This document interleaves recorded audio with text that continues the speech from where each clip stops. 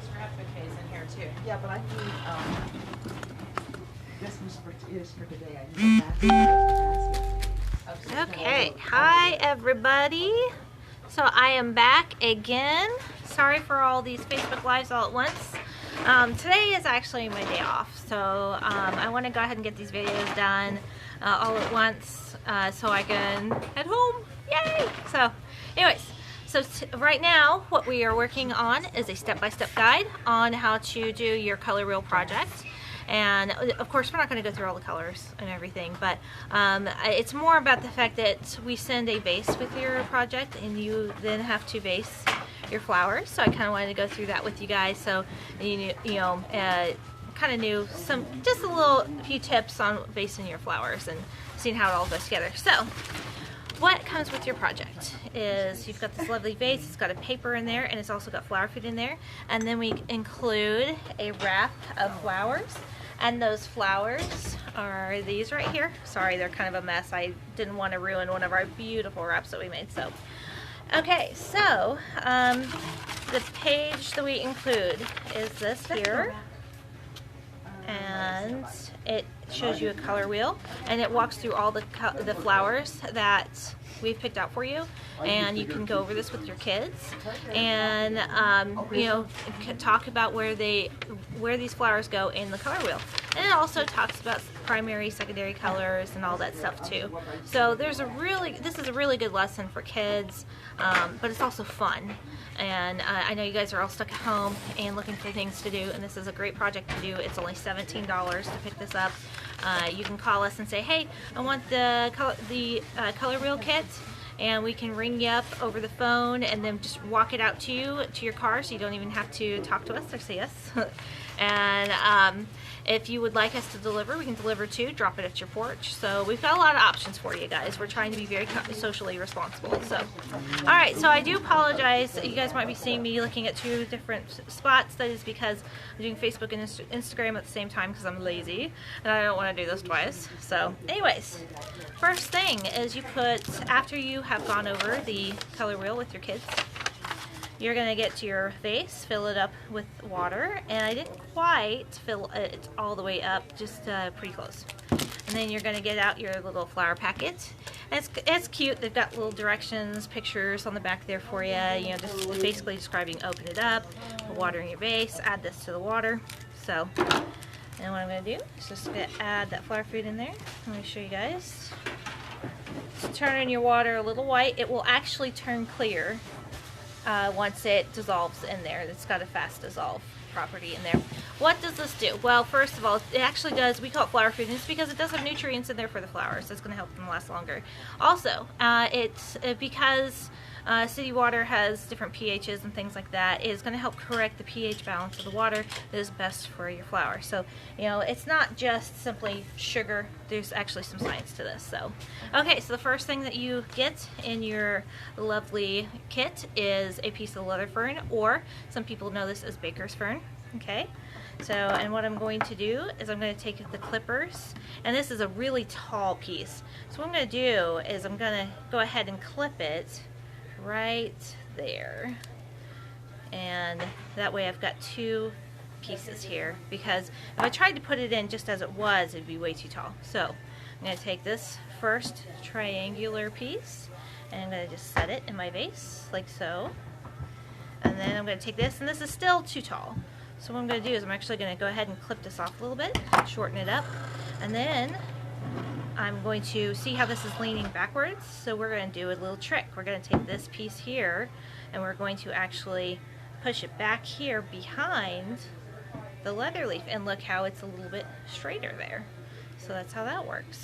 Okay, so now the rest of your flowers. What do we got here? Got a stem of red spray roses. Okay, so that's a primary color on your color wheel. And then we've got blue delphinium. And then you've got yellow delphinium. And then we've got status, which unfortunately I broke. So, hey Sheila, can you do me a favor? Can you grab me another piece of status? I broke mine. I know, I'm terrible. I'm a bad kid. I'm terrible. I'm just, you know, I treat my flowers horribly. So needy today. Okay, and then I've got a orange rose. And then we've got our green buttons, okay? And so all of these items are on your color wheel, and we even tell you, we show you right here on your color wheel where it fits. Thank you very much, Sheila. she's trying to stay out of the frame. So and it's cool because we've got here, and like it says red on the color wheel, and then it even says primary, so it even tells you where it's at on the color wheel, if it's primary, secondary, and all that fun stuff. So okay, so the first thing I'm going to do, I think, is I'm going to put in my tallest piece. And really there is no right or wrong way when it comes to vasing flowers. I know that, sure, there's design schools. I've actually been to 2 design schools myself, Hickson's Floral School of Design and South Florida School of Design as well. And they were both extensive courses, and one was a 2-week course and one was a 3-week course. And I've taken several courses with Teleflora and taken classes with the Teleflora's Indiana unit. So I've taken a lot of classes, so I know, sure, yeah, there might be technical ways, but I mean, hey, this is a fun project with your kids, so we're not going to worry about, the exact perfect way to design your flowers. We're going to worry about the exact fun way to design your flowers today. So, all right, so what I'm going to do here is I'm just going to put this here by my base. Sorry, I just realized my flowers are not in the frame here for Facebook. Okay, there we go. I'm going to just kind of look and go, that looks like a pretty good spot right there. And then I'm just going to take my clippers and I'm going to clip it. Okay, I'm just going to take that and clip it just like that. Okay, and then I'm just going to set it right there in my vase. Okay, there we go. So nothing fancy, just kind of sitting in there. All right. And I've got to tell you, my coworkers are over here laughing at me for my very technical terms that I'm using over here. They think I'm an extreme professional. I think that's what's going on here. So what am I doing now? Well, I am pulling off some of the greenery off of this button palm, and that's because flowers in a vase over time, a lot of times it's the greens that first start to get a little wilty and they're not looking as good. So why not just go ahead and pull them off, and then that way it's going to look nicer longer. Because I mean, let's be honest, if there was a brown leaf hanging on this, even if the flowers themselves were perfect, you would think, oh well, that's a dead flower. Ooh, so why not go ahead, just pull off the big greenery off of there, and then you don't have to worry about it looking icky a little bit later. Alright, so I've got this all cleaned up, and then I'm going to kind of just look and think, well gee, I think this is going to look nice right over here. And if you can, I know you can see Facebook, I know you can't see Instagram, but I've got my vase right on the edge of the counter, and it kind of helps you to measure, hey, where do I want this to go? So, and then I'm going to cut again, see that, and then I'm just going to set that kind of right beside the delphinium there. It's kind of, they're offsetting each other, yeah? Okay, so next we're going to do our lovely orange rose, okay? And just again pulling off that spare greenery. Don't need it, don't want it. Now some people love packing petals, some people hate packing petals. These packing petals do have just a teensy bit of like crinkling, and I don't like the crinkling, so I'm going to go ahead and pull off a few of these packing petals. Okay, and it's still beautiful, still lovely. But then those packing petals are gone. Alright, so I'm going to take this rose. I'm just going to go, I think it kind of looked good over here. And if you guys can see there on Facebook. And cut it, cutting it, as you can see there, at an angle. And then I want to get it into the water as quickly as possible. I probably left it out just a little bit too long because I should mention, you cut a flower stem, and then you do need to get it into the vase, into the water as quickly as possible. They even suggest sometimes cutting your flower stems underwater. I think that's a little bit crazy, but because you have some time for that. But just get your flower into the vase as quickly as possible. So okay, so now this stem of spray roses is actually a little bit crazy. This is not normal. You don't normally see this kind of bloomage on a spray rose. So I'm very lucky on this one. But what I'm going to do is I'm going to go through I'm pulling off the extra greenery again, and then I'm going to pull off the packing petals. Now in spray roses it is a little bit harder because they do tend to be a few little teeny tiny thorns on the stems of spray roses, so be careful parents. This is probably one where you want to go ahead, you clean up the roses for your kids, and that way they don't get hurt by the teeny tiny thorns. So now this one really actually it's not bad, it's, you know, but still just be aware there could be thorns, it could be thorns on roses. So alright, so I'm going to pull off a couple of these stems, and then see this is a darker color, so I'm going to go ahead and I'm going to put it down lower here. I'm going to just go ahead and put that in, and just remember, no rhyme or reason. You know, you don't have to do it exactly like how I'm doing this. You can pick different ways to do this. And I do have these two spare little pieces I pulled off. Okay, and I'll put them in later. Okay, so next is my status. Okay, so I'm going to take this piece here. I'm going to put it all the way in the back. So I'm measuring it out. I'm going to cut it, and then I'm going to put it all the way back here. Okay. There you go. Yeah. Okay. Then I'm going to take these pieces and give them a little cut.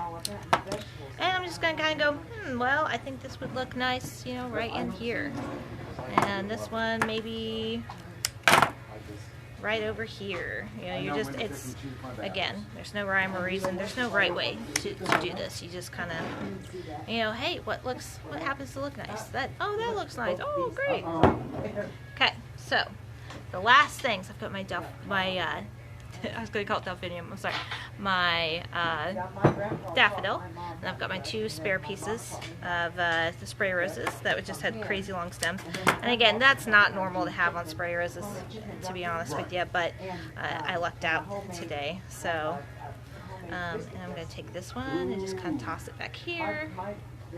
And then my last piece is my daffodil, and honestly, using clippers is not the best. You should really use a straight edge knife, but I really don't want your kids to have a straight edge knife. I really don't. So just go ahead with the clipper. You might lose a day of life or something. But okay, so this is the finished product, and this little guy here will open up, and it'll work as a really nice focal point. It's a little bit closed up right now. It's because these are new daffodils, but it's going to open up, actually today, it'll open up in just a few hours. And there you go. So, you know, nothing crazy fancy, but it's a fun project for the kids. And they can learn about primary colors and the color wheel, and they can see how in nature you can find all of your primary colors. So it's a fun thing to do. It's, you know, I enjoy doing it, and I'm an adult. So, and this is something where, hey, you know, as an adult, you want to do something at home, you just want to have flowers in your house, give us a call and let us know, and we can wrap up. It doesn't even have to be these, it can just be whatever you want. Tell us what you're looking for, we'll wrap it up and bring it out to your car.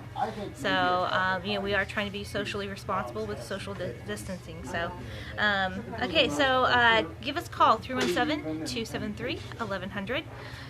Cell phone 317-509-0668.